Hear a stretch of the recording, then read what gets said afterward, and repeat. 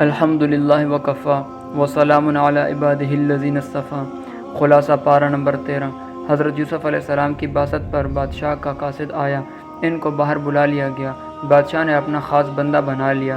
حضرت یوسف علیہ السلام نے کہا بادشاہ سے، دیکھو ہر انسان گناہ کرتا ہے، جس کو اللہ تعالیٰ اپنے کرم سے بچا لے وہی بچتا ہے۔ نبی ہو کر کیسی عجیب بات ارشاد فرمائی۔ مطلب یہ ہوا کہ اپنے لیے بھی ارشاد فرمایا کہ میں بھی انسان ہوں، میں بھی کمزور ہوں، تو ہماری کیا حیثیت ہے، آپ اندازہ فرمائیں۔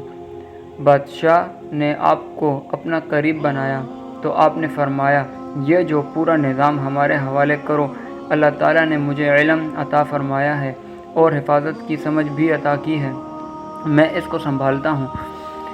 آپ کو وزیر خزانہ بنا دیا گیا۔ آپ نے پورے فصلوں اور گندم کے اور ملک کے نظام کو سنبھالا۔ حضرت یوسف علیہ السلام کے بھائی وہ بھی کنعان پہنچے۔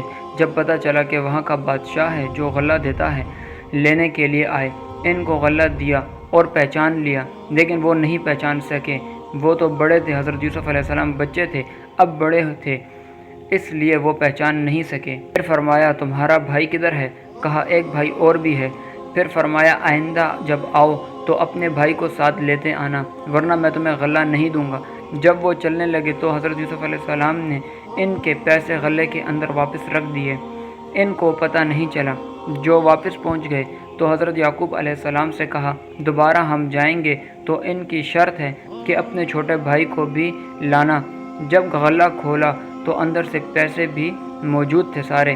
حضرت یعقوب علیہ السلام نے فرمایا کہ پہلے بھی تم حضرت یوسف علیہ السلام کے ساتھ کوتاہی کر چکے ہو، اس کی حفاظت کا ذمہ لو تو میں تمہارے ساتھ بھیج دیتا ہوں۔ کہا ہم حفاظت کریں گے۔ آپ نے ان کے بھائی بنیامین کو بھی ان کے ساتھ بھجوا دیا۔ حضرت یوسف علیہ السلام کے بھائی جب چلے تو یعقوب علیہ السلام نے فرمایا ایک دروازے سے نہ جانا، مختلف دروازوں سے داخل ہونا۔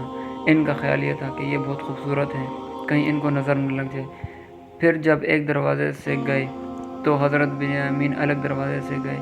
حضرت یوسف علیہ السلام نے ان کو لے لیا اور اپنے پاس بلایا اور بتایا کہ میں تمہارا بھائی ہوں، پہچانا؟ وہ بہت خوش ہوئے۔ پھر جب واپس جانے لگے تو حضرت یوسف علیہ السلام نے کہا یہ جو برتن ہے جس سے گندم ناپتے ہیں وہ ان کے سامان میں رکھ دو۔ وہ ایک شخص نے اعلان کیا کہ تم چور ہو، بادشاہ کا پیمانہ چوری ہو گیا ہے۔ پھر انہوں نے کہا اگر تو تمہارے سامان میں سے نکل آئے تو پھر جس سے چوری کا مال ملے اسے گرفتار کیا جائے گا بدلے میں۔ جب تلاشی لی گئی تو بنیامین کے سامان میں وہ پیمانہ موجود تھا، تو اس کے بھائی نے کہا اگر اس نے چوری کی ہے تو اس کے بھائی نے بھی چوری کی تھی، الیاذ باللہ۔ بھائی سے مراد حضرت یوسف علیہ السلام۔ وہ قصہ کیا تھا کہ حضرت یوسف علیہ السلام بچپن میں اپنی پھپھو کے ہاں رہا کرتے تھے۔ جب بڑے ہوئے تو حضرت یعقوب علیہ السلام نے واپس لینا چاہا تو پھوپھی نے ایک پٹکا یعنی کپڑا آپ کی کمر میں باندھ دیا۔ جب آپ جانے لگے تو انہوں نے کہا کہ میرا تو کپڑا چوری ہو گیا۔ حضرت یوسف علیہ السلام کی تلاشی لی تو کپڑا تو بندھا ہوا تھا۔ انہوں نے تدبیر کی روکنے کی۔ ان کی شریعت میں قانون یہ تھا کہ جو چوری کرتا ہے اس چوری کے بدلے میں اس بندے کو روک لیا جاتا ہے۔ اس نے کہا اس کے بھائی نے بھی چوری کی تھی، الیاذ باللہ۔ یوسف علیہ السلام کو پتہ تھا کہ وہ چوری نہیں تھی، وہ پھپھو نے تدبیر اختیار کی تھی روکنے کی۔ حضرت یوسف علیہ السلام مسکرائے اور خاموش رہے۔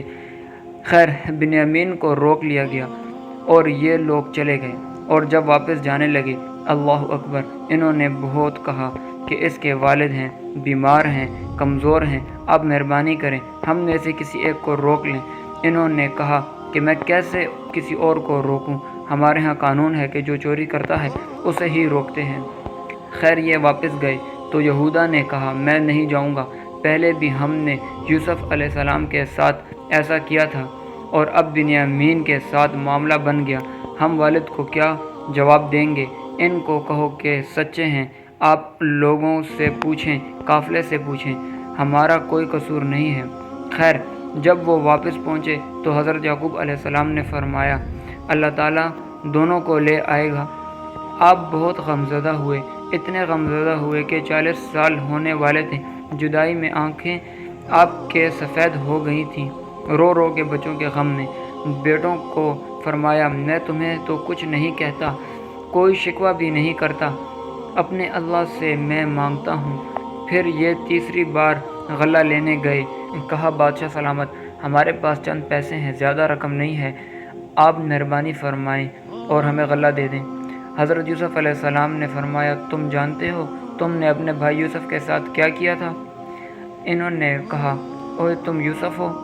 فرمایا کہ ہاں میں یوسف ہوں اور یہ میرا بھائی ہے۔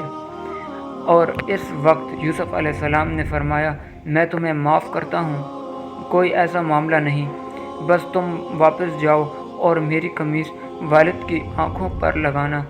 جب قافلہ وہاں سے روانہ ہوا تو حضرت یعقوب علیہ السلام نے فرمایا مجھے یوسف علیہ السلام کی خوشبو آ رہی ہے۔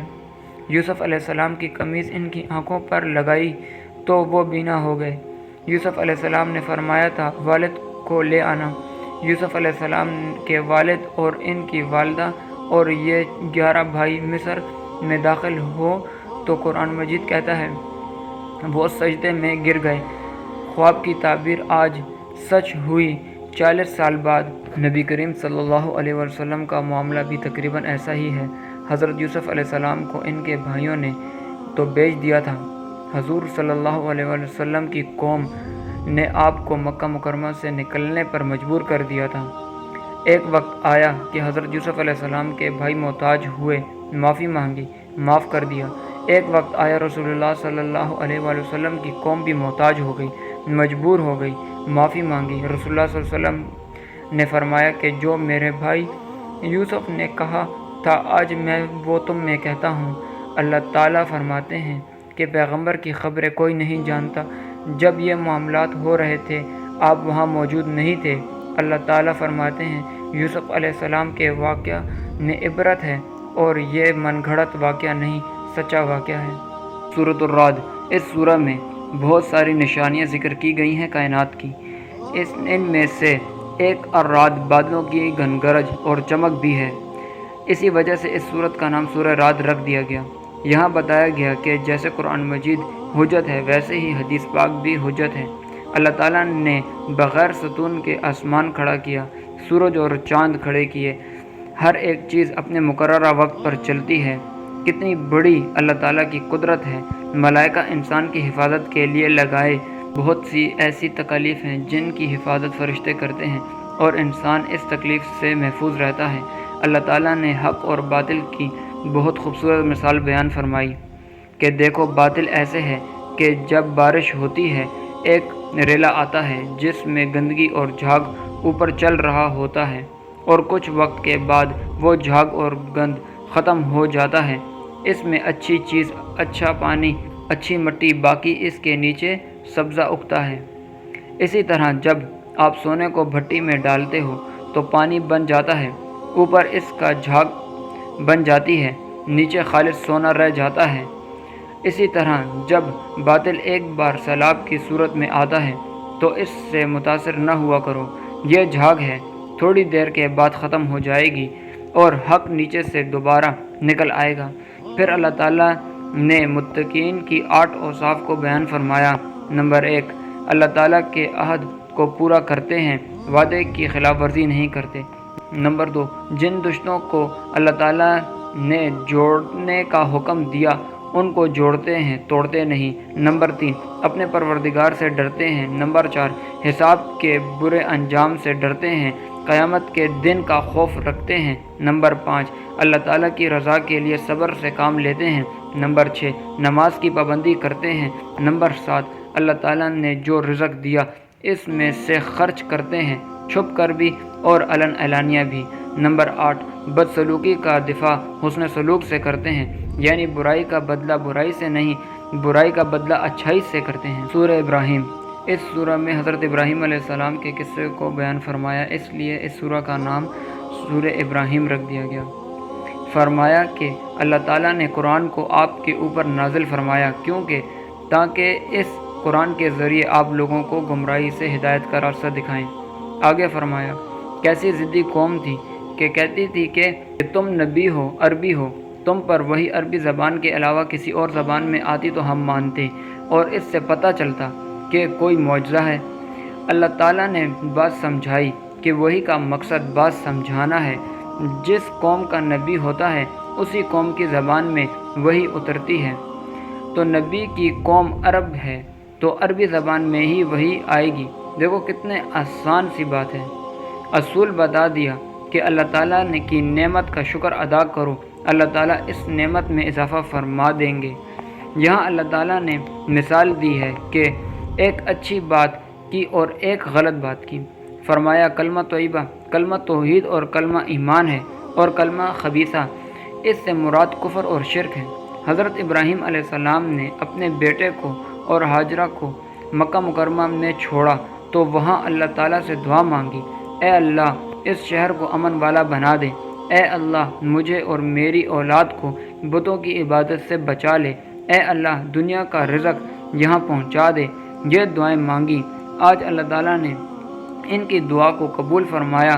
شہر مکہ میں ہر موسم کا پھل ہر موسم میں ملتا ہے، جس موسم کا پھل نہیں ہوتا اللہ تعالیٰ وہ بھی وہاں عطا فرماتے ہیں۔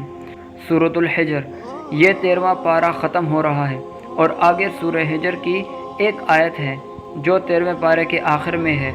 اس سورت میں چونکہ قوم سمود کی بستیاں وادی میں تھیں جس کا نام حجر ہے، اس کا ذکر ہے، اس لیے اس سورہ کا نام سورہ حجر رکھ دیا گیا۔ وآخر الدعوانا ان الحمد للہ رب العالمین۔